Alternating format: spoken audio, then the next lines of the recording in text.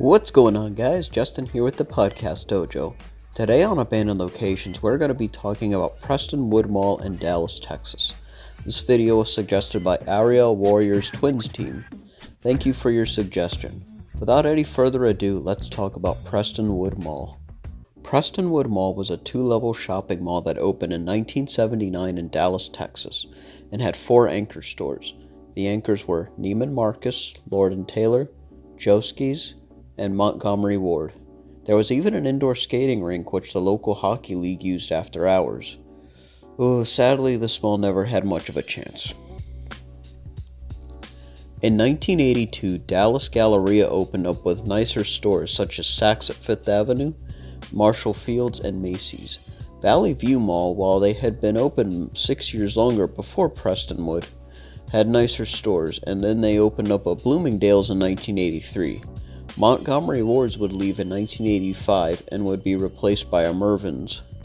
What made this such a hit to Prestonwood is that Montgomery Ward had many uses. You could cash checks, purchase concert tickets, as well as purchase appliances and automotive goods. However, at Mervyn's, you could only purchase clothes, so it didn't really set them apart from other anchors. Joske's left in 1987 and then would become Dillard's.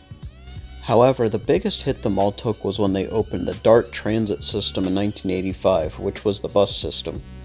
First off, it was mistaken by a lot of people as a park and ride, so a lot of shoppers would return to find their cars towed. But the worst was the teenage hooligans this brought to the mall.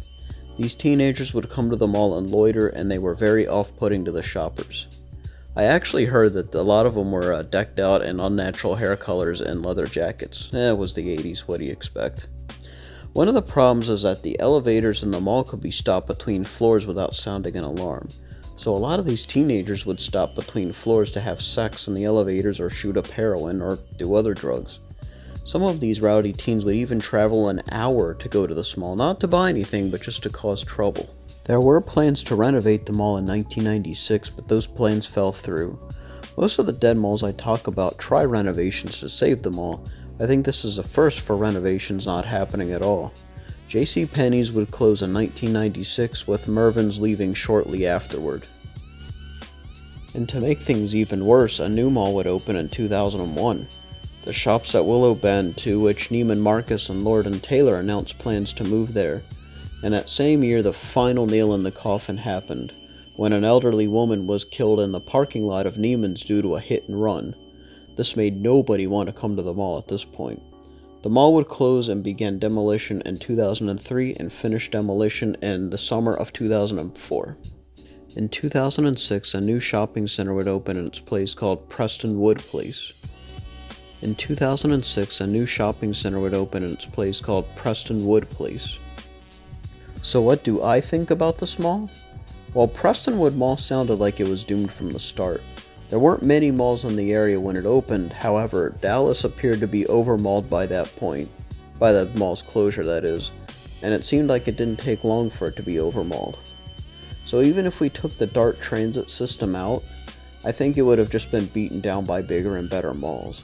Speaking of, let's talk about the transit system. Based on stories I heard about the rowdy teenagers, it really makes me wonder about security at the mall. Did they even have security?